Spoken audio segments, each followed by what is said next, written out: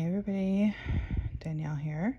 Today is Tuesday, January 17th. And this is the first clip of a new vlog.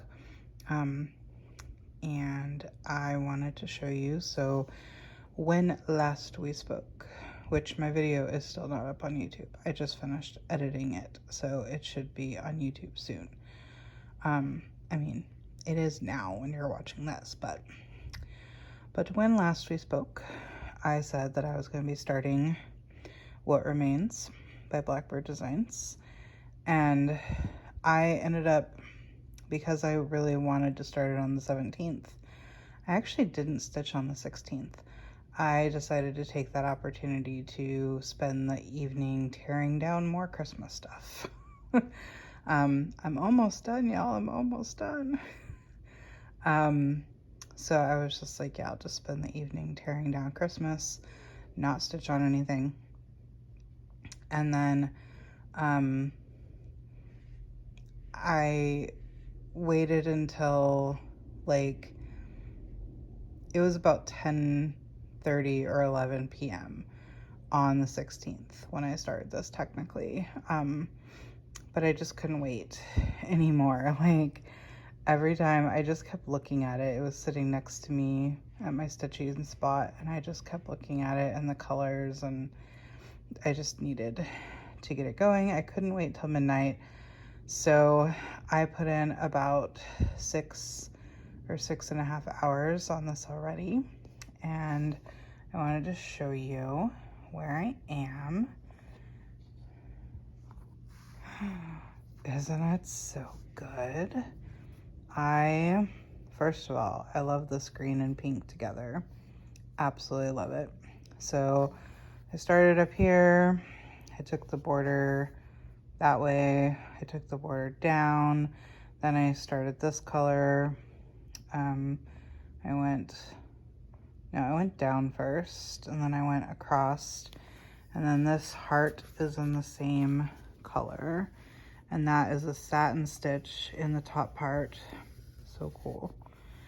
And then I came down and started the roof. I wanted to stitch some more, but all of a sudden I got like a wave of exhaustion, so I might be done for the night. But yeah, I am just so in love with this project and my colors. And my only thing, like, for the birds and the doodads and the couple of baskets, I'm gonna have like total decision paralysis about what color to actually stitch them in, because I didn't do a 1-for-1 conversion. I converted elements, and then I'm just going to the birds and the doodads, and the baskets are gonna be just sort of like on the fly, you know? So yeah, but so yeah, it's the 17th. It is my grandma's birthday. She would have been 82 this year, and she passed away in 2013, in September of 2013.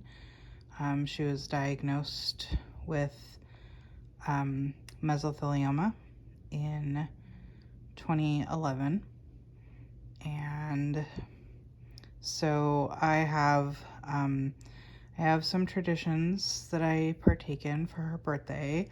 I used to go to what had kind of been like our restaurant, and then I would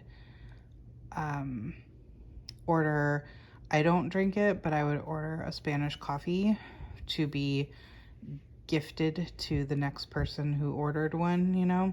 Like I would pay for it, and then I would leave like a really, I would leave a tip that was $1 for every year she would have been.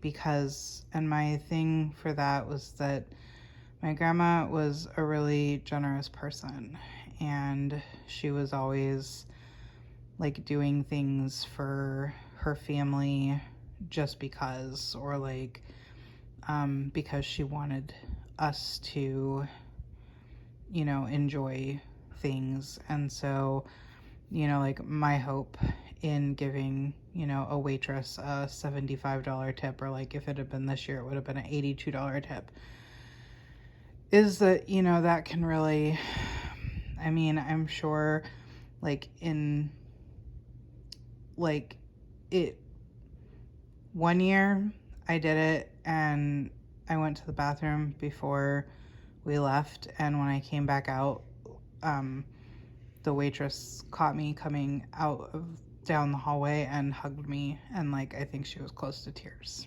So I just, you know, want to do something really generous in to honor her. But you know, life has changed. Like, and it's not I don't want to go into all the reasons why I don't do it anymore, but there's just been changes in life since a few years ago where I no longer feel like that is the way, that's not the tradition that I can have anymore. Not in the way that I want to have it.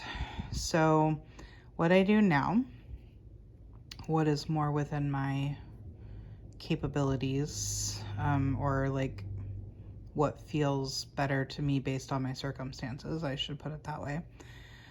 I go to the restaurant Sherry's and get a Marionberry pie. It's one of the only places I know of that you can get Marionberry pie like easily, accessibly, and that's probably not, that may not be across the entire country because Marionberry is a local berry to the Pacific Northwest, but here we can. And my grandma used to make me Marionberry pie for my birthdays, not every year, but she did it for a while because she knew it was like my favorite. So I go to Sherry's and I get a Marionberry pie, and I tip well. I don't do the you know, dollar for every year thing on the pie, but I do give like a $20 tip for the pie. And then I have found a nonprofit research organization. I think it's called the Mesothelioma Applied Research Foundation. And so I give a donation there in the amount of years she would have been. So this year I made an $82 donation to the Mesothelioma Applied Research Foundation. And then I have a movie that when I was a kid, my tradition with my grandma was like, I would spend weekends with her, not every weekend, but the weekends that I did spend with her, we would always like start off by going to Blockbuster and renting movies for the weekend. And I just distinctly remember, because my grandma wasn't really much of like a rewatcher like I am, like she didn't ever really find any movies that she felt compelled to rewatch. So every time we went to the video store, you know, we would get different movies. But we found this movie one time. I don't know how old I was. I mean, I was very young. I must have been like somewhere in the vicinity of 5 to 8 years old. And found this movie one time called Savannah Smiles. And I fell in love with that movie, and I don't know for how long, but for a very, very, very long time, we had to rent Savannah Smiles. We could rent other things too, but we had to rent Savannah Smiles. So that is the movie that I most associate with her. And so I watched Savannah Smiles, and I also have another movie that kind of reminds me of her. It's called About Time. And like, long story short on that one, like the previews build it out to be kind of like a romantic comedy or kind of like a romance drama kind of movie. And I was really excited to see it. And it came out in theaters about 2 months after she passed away. And so I went to see it, and the long story short is that it's not really a romantic comedy, at least not in the traditional sense. There's a very heavy storyline involving the main male lead and his father, and around surrounding his father's death, and, you know, him processing that and letting go of that. And so needless to say, at the time it was definitely a sucker punch. Not expecting that at all. And so, but I watched that too. So I watched Savannah Smiles and I watched About Time while I stitched all this tonight. So but yeah, so here we are. I knew that I would talk forever about my grandma. I'll, like, during this clip, I'll probably, like, throw some pictures up of my grandma,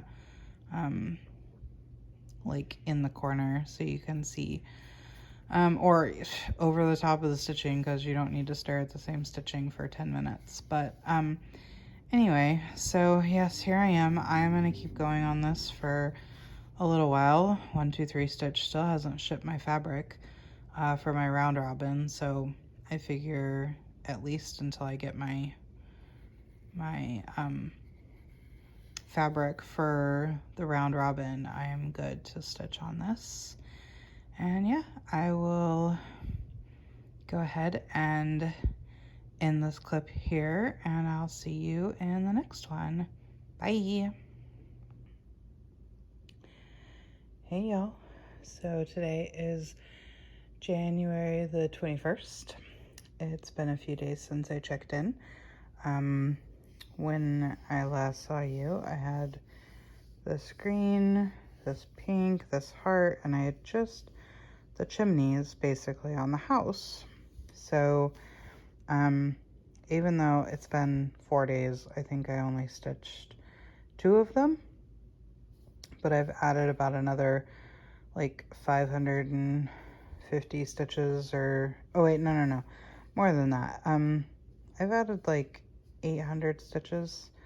So I finished the house, I put in the grass. This basket, I don't love the contrast here, at least not on camera. Like in person it looks better. On camera that green is coming out very dark. Like getting really close like this looks more like what it looks like in real life. Like when you back off of it, the green just seems to kind of like disappear, but it doesn't do that in person.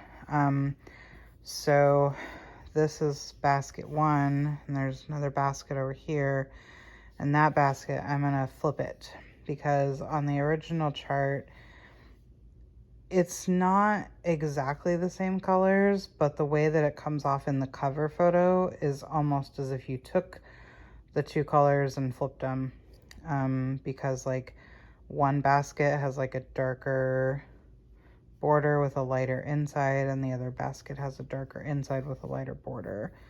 But yeah, that house was kind of a beast. I don't know how people do samplers with bigger houses than that. That was challenging to work through. I like how the variegation came through. In the last clip, I will have put photos of my grandma in, and one of those photos is her sitting on her porch. So you can see she had a blue house. This blue is a little darker than what I was going for, but it's pretty, and I'm glad that there's a little variegation there as opposed to just a flat color. But yeah, so I'd like to get the other basket in, and maybe, so like these flowers are pretty substantial. It's like probably that tall, and they go, you know, wider than the basket. So, and then I still, like, before I set it down, I'd really like to put in some of the berries that are along the border. Maybe I can carry this pink border, should fit in the Q-snap. The vines won't. I'll have to move it, but the pink border should fit in the Q-snap. So I'd still really like to get a little bit more work done on this, but I am considering doing, somebody on Instagram decided to do a Quirky Quaker whip-go board. And I was like, that is bloody brilliant, because the whip-go board has 24 or 25 spots, depending on if you want to use the free spot. I have 27 Quirky Quakers that I have not stitched. So now, granted, she's going to release more this year, but I figure it can't possibly be, you know, more than 25. So I figure if I actually manage to stitch 2 Quirky Quakers every month, that would only leave me with 3 that I haven't stitched out of what's already released. And then next year I could do the same process, but with everything that came out this year in 2023. And then I would be like, I think I could like basically catch up to the Quirky Quakers in 2024. And then hopefully I would just stitch them, you know, as they're released. So so if I do it, I made a board. I can't show you right now because I don't have my tablet. I could maybe put in a picture if I remember. But so basically all I did was I sorted them in alphabetical order by the ones that I haven't stitched, because I have a spreadsheet. Of course, I have a spreadsheet of Quirky Quakers. And then I just did a random number generator so like in the first spot of Whip-Go, I did random number generator, and I think it pulled 9. So I took the 9th one alphabetically that I hadn't stitched, and I put that in spot number 1. So that way my board wasn't just like an alphabetical, you know, plugging them in alphabetically, because I think that would be kind of boring. Even though I wouldn't get them pulled alphabetically, but I still think setting up the board alphabetically would have been a little too boring for me. So if I do that, that means that I need to stitch Quirky Quaker Flamingo and Quirky Quaker Seahorse, which is actually really perfect because those are 2 of the smaller Quirky Quakers. So that would actually be really good. Those are really good pulls for me deciding to do this over halfway into the month. So I would like to do that. Keeping in mind as I talk about all this, I only have 10 days left in the month. So 2 Quirky Quakers, and then look what came in. My fabric for my Ink Circles Round Robin. So just as a reminder, this is my chart. I'm doing bloomers. I really like how it's coming out on camera. Like, I feel like the camera is giving me more definition than I can normally see, like between these 2 colors and these colors and in the center. I kind of, at first I wanted to do like a blush pink fabric, but Picture This Plus doesn't really have that many pinks, honestly. So then I was like, well, if I can't do pink, then I want purple, but of course there's a lot of purple in this piece. You can see this purple, this is like pinky purple, and of course, like, it couldn't be too light because this needs to show up. But I was like, well, if I get purple fabric, I might have to change purples because there's purple in this piece. But like, this piece came, and this is a very So like the camera is showing like more gray. This is like a very bluish purple. And you can see up there, it's got like splotches of orange, a tiny bit of pink. Like there's a little pink right there. So I think this is like the area that I would like to stitch in.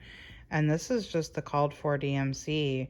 And I think that every color will show up really well on this fabric. So I want to get this started because my portion of this is nearly 2,000 stitches.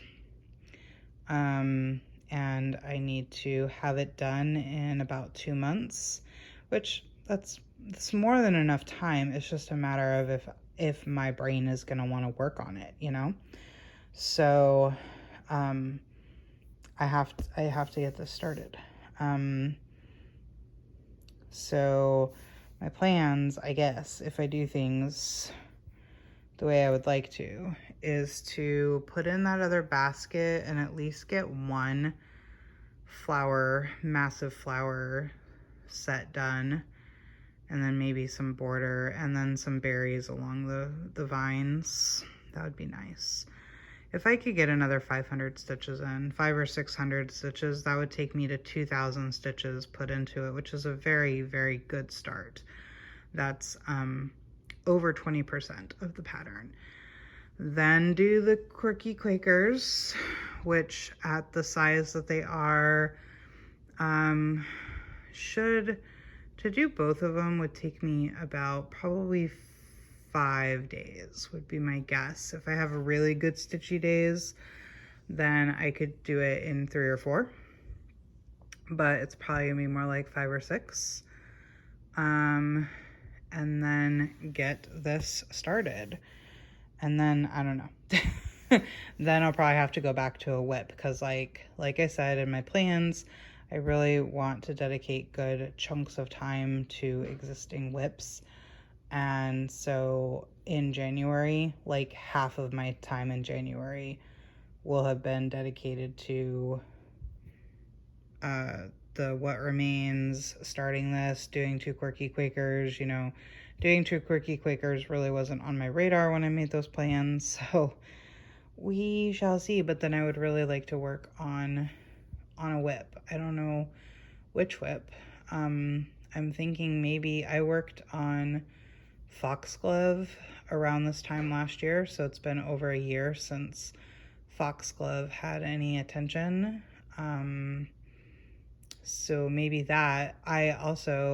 It might be influenced by whatever Dee puts up for the prompt for Stitch for Pride for February. So we'll have to see what the February prompt is, and maybe that can help me decide which whip I would like to work on.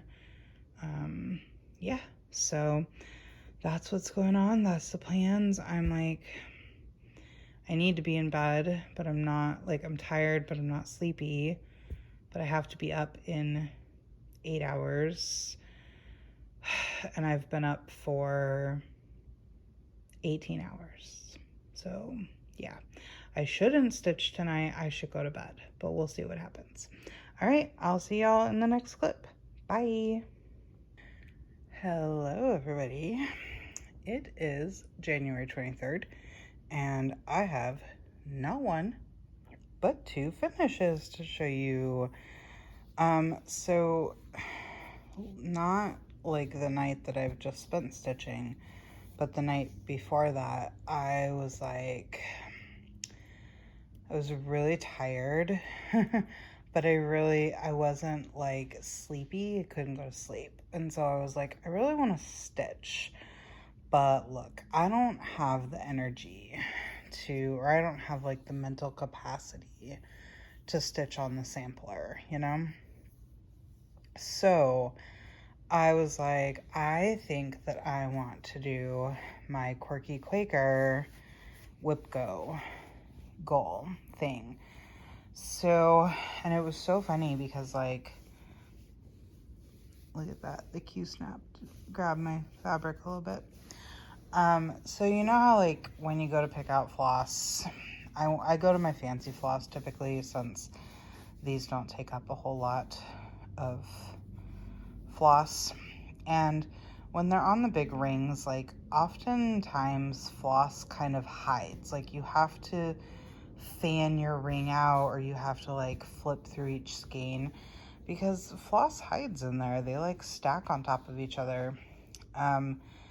When I pulled out my ring of Forbidden Fiber Co. floss, these two colors just like jumped out at me. Like they were separated by a few skeins and they were both just like practically right on top, being like perfect. Like this is what you needed. You needed a pink and an orange. In the model, the flamingo is more of like a very light coral color, but I wanted a brighter pink. And then the only thing though is that the back stitching in the orange doesn't really show up that well. So these are supposed to be like sand dollars, and so they have this little star back stitched onto them and you can't really see it, but so I was like, okay, perfect, like done. Those two flosses, done. And then I needed to pick fabric. And oftentimes when I do my Quirky Quakers, I go to my 14 count Aida stash because I'm not really inclined to stitch anything substantial on 14 count Aida. I prefer 16 count, but I do have a decent stash of 14 count Aida. So I went to go, I have like a shoebox size of, well, two of them, but I had apparently left a couple pieces out. I think when I was auditioning fabric for the penguins kit, I left a couple pieces out, and this was one of them. This is Picture This Plus 14 count in the colorway Mint. And I was like, hell yeah, like look at that, it's so good, right? Like it's just kind of the perfect like aqua-y blue green, green blue. So, and I was like, I think that works for both of these. So I wish that I had like scooched this over, because if I had scooched this over some, I would have stitched this one up there. I know that I could have stitched this one much higher up, but I didn't want to put any of this under the Q-snap. So what I did was I made sure that my flamingo was like fully on the other side of the Q-snap. And so, you know, the Q-snap was like about here, and we started down here. But I mean, you can see, this is just a 12 by 17 piece. I could still fit plenty of Quirky Quakers on here if I wanted to. I will, yeah, I mean, I could get one. I'm gonna probably, you know, cut it to about here so I could get another one here, and then cut it off here, probably right where that little snag is. And here, I mean, I still have a ton. I could get 1, 2, 3, 4, conservatively 4 more Quirky Quakers on this fabric. So yeah, so I started this that night because, like I said, I didn't have the brain capacity for the sampler. So I started it, and I actually got all the pink done, and I think 1 set of starfish. So then when I started stitching this evening, like I started stitching probably about 10 hours ago now, I finished this one, and then I was like, I'm just rolling right into the next one. And so for this one, this is the seahorse, and I had different idea for the seahorse initially.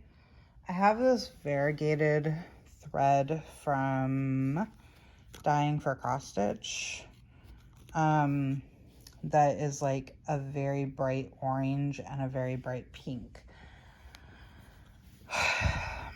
I just heavily variegated floss is just not my thing. Like, I always worry. I'm like, is it going to be like pink for like 3/4 of it and then orange? Like, that to me would look weird. Is it going to be like, am I going to do this seahorse and it's like all pink until there and then it's orange? Like, no, I didn't want that effect. So since I didn't know how the variegation would play in such a small space, I just decided, I was like, you know what? I still haven't stitched with threadworks yet. So I was like, let me pick two threadworks. I knew the pattern is monochromatic, but I knew that I wanted my seahorse and my border to be different colors. So I picked out these colors. The pink, which I think this pink is just gorgeous, is 10061.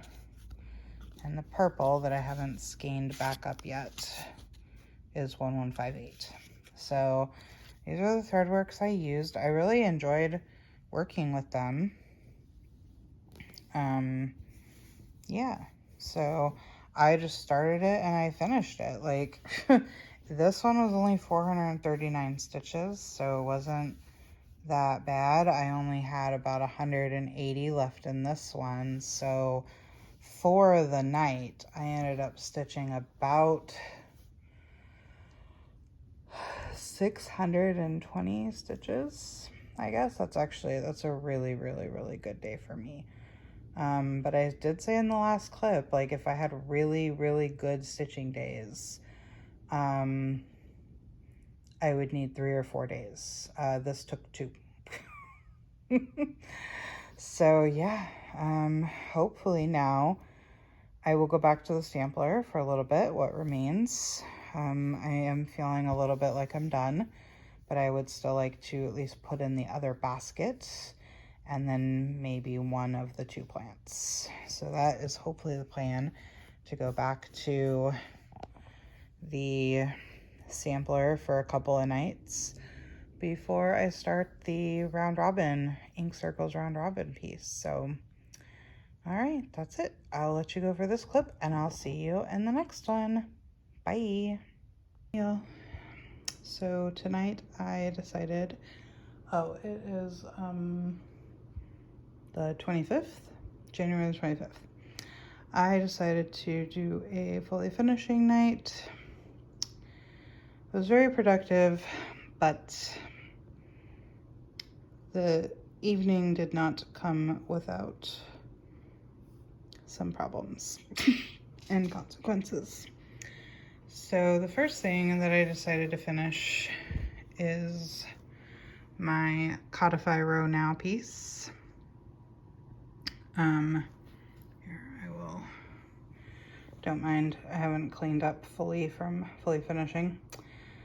So this was part of the Notorious Needle Pro Choice Sal. I only took parts of it and I modified it. And this is what I finished. And I did it on styrofoam blocks. Here is my backing fabric, My Body, My Choice, with pretty pink flowers. I still had this ribbon from a different project. I probably need to jam a couple more. I try to avoid the pins on the top, but I probably need to like put a couple more in.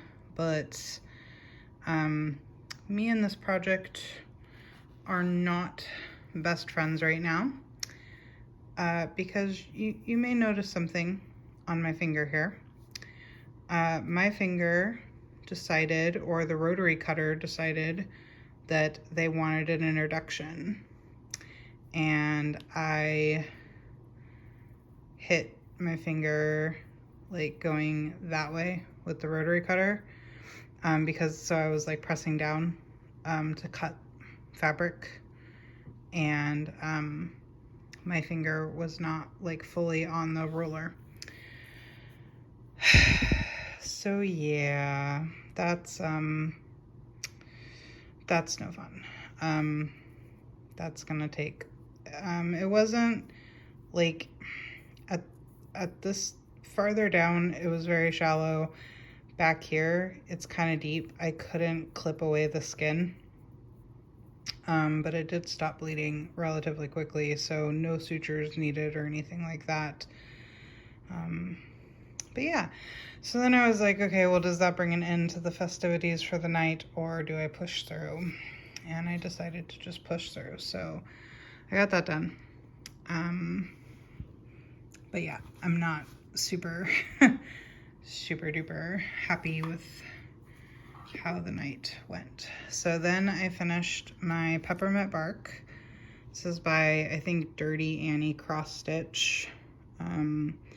The board is from Alyssa at Starry Night Studio.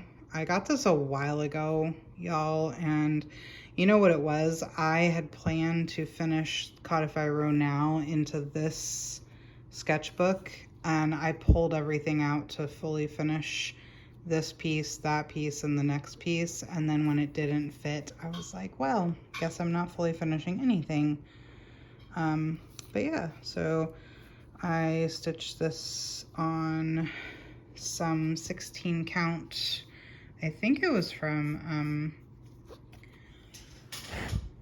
Live or Die LA, and I used Color and Cottons, and yeah, I love it. It turned out really good. The next thing I finished, this is where things started to go off the rails. What I used to do to finish things is like put interface on the back and then put glue down. But I decided, especially in my journals, that like the glue is just too wet, and I don't want to use it. So I was like, well, what if I used stitchery tape? So I put the interface on the back of this piece. This is just not going well trying to, and then I put the stitchery tape down, and the piece was just like fully coming off of the interface. Like the interface just didn't bond like it should have. And I know that I should just like wrap these around some foam core, but I'm lazy, y'all, and I don't do corners well. This is one of the 3 Marshmallow World designs from Bendy Stitchy. Michelle originally designed this for a box for Fangirl Fibers, so I stitched this on the provided 14 count Aida and with the provided 2-ply silk. It's really soft. I like it. I stitched this at the end of 2021, and now it's finally fully finished. Y'all, I just wanted to get it on the board, like, and then the stitchery tape did not want to reposition on the board, so it's not the best. But oh, and this was provided in the box from Fangirl Fibers too. So it's done. It's displayable. So then I bought this sketchbook way back when I first started flirting with the idea of doing a journal after watching Michelle do a journal. And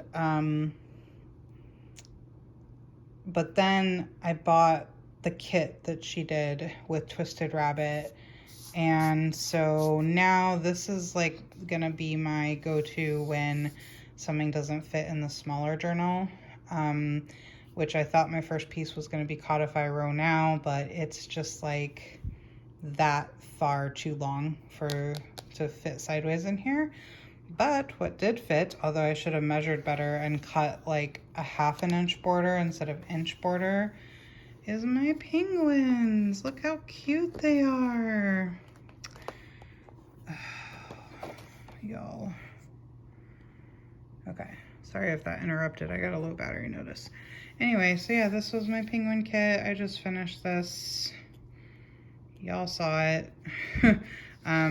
So yeah, these are just black sketchbook pages, and then what I want to do on the cover is I want to maybe like put down a bunch of different fabrics.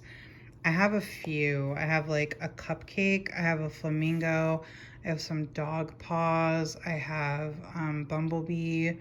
I have still some of that, the My Body, My Choice. So I just thought maybe I would just like, almost like a fabric collage, just like lay down, you know, strips of fabric, just tape them down. And then maybe we'll see how much I just like that. I did buy a cross stitch pattern that I hope, I didn't measure, but I hope it will fit across here, that says it's the Lucy Beam cross stitch makes everything okayer. I thought about like doing that across the front, but yeah, the penguins, they're in here, and then I left room to, you know, write about it. So then the last two things that I finished are in this beautiful journal. So I bought this when I was on like I say vacation, but it's not really vacation. It's just the beach that I go to sometimes. There's a shop there called Crafted in Seaside or something like that. And so all the products in there are made pretty locally, like in that county. And there is a junk journal person. So let me just like, it's so pretty. I love it so much. I was gonna put the first quickie clicker. So everything, all that's gonna go in this journal is anything that will fit that is like ocean or tropical beach related. So like I have a few, there's more quirky Quakers that could go in here. Like the whale will go in here. Probably the turtle, because to me, like turtles are beachy. I know there's plenty of land turtles, but to me, turtles are beachy. And then I have a couple like take me to the beach patterns. So I was gonna put one of them here, but then I thought, I don't think I have a pattern already that will fit here, but I might just chart out something like take me to the beach and then like a little pair of flip-flops or something, you know? I just kind of want more like an introductory piece on the front page. And then I can put like up here, I can write like where I bought this journal and stuff. There's this cute little tag. There's so much embellishment in this though, that I will say, like, sometimes this journal intimidates me because I'm like, what do I do with all the embellishments? What do I do with that little tag? What do I do with it? Like, is it just gonna sit there? Do I throw things away that I don't want to use? I don't know. So, but I'll show you the two that I put in here, and then I'll show you, like, I'll just flip through the journal. So I put in my flamingo that I just finished, and my seahorse. And I, at this point, after I had such trouble with Marshmallow World and the interface and the stitchery tape combo, I just decided to just put down some stitchery tape, and I don't mind if they're not like fully affixed, you know, like it doesn't need to be edge to edge.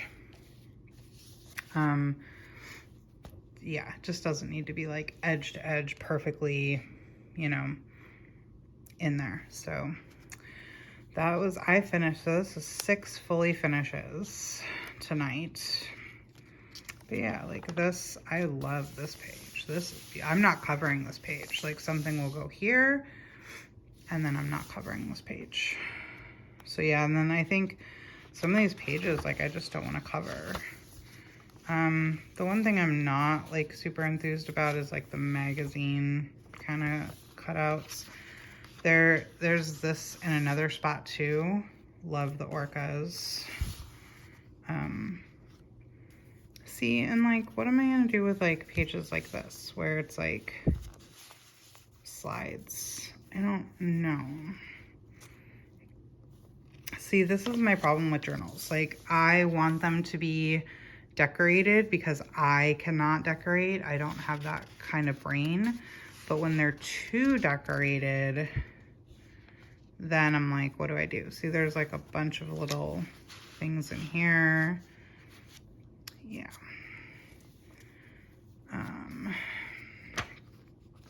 Yeah, like I like the pretty pictures of the magazine cutouts.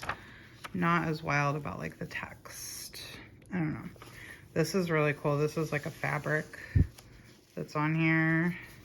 Then there's like graph paper. See, and like you could slip something in there. Graph paper that I don't know what to do with. But it's a beautiful journal. Sea Lion Cave. Beautiful journal that I feel like is too decorated for me to put stitching in. At least on, like, not on every page. Yeah, like these were weird. I don't know. Some of these magazine things were strange.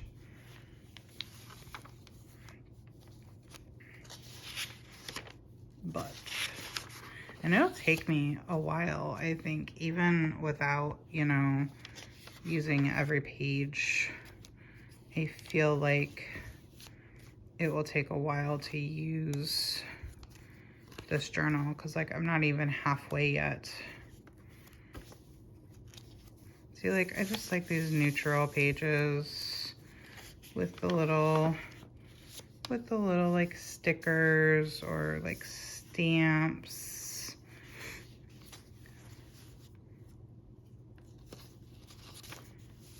That's a cool page.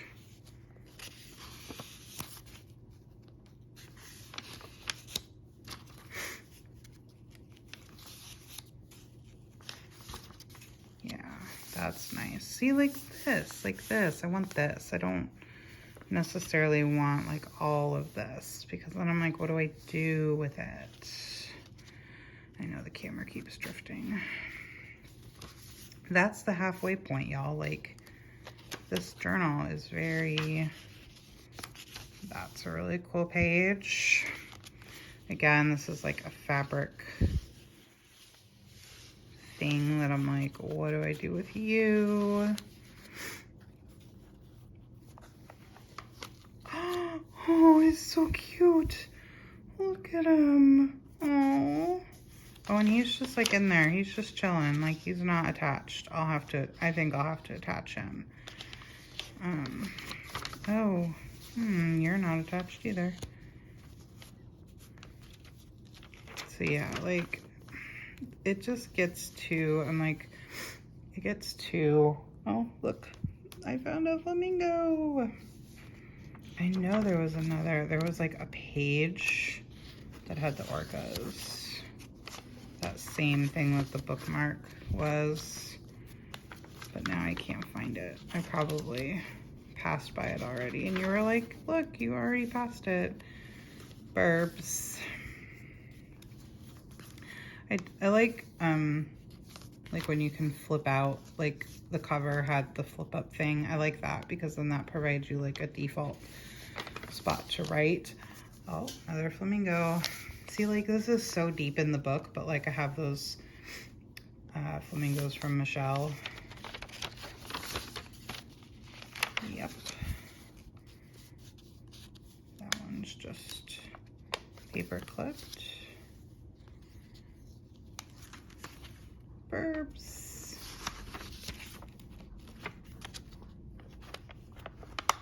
Some of these are like brochures from local attraction places that are at the coast. Oh my gosh, look at all the burbs. Small hooded gulls. Oh, look at that. That's so pretty. Yeah, I miss the orcas. Hopefully you saw the orcas.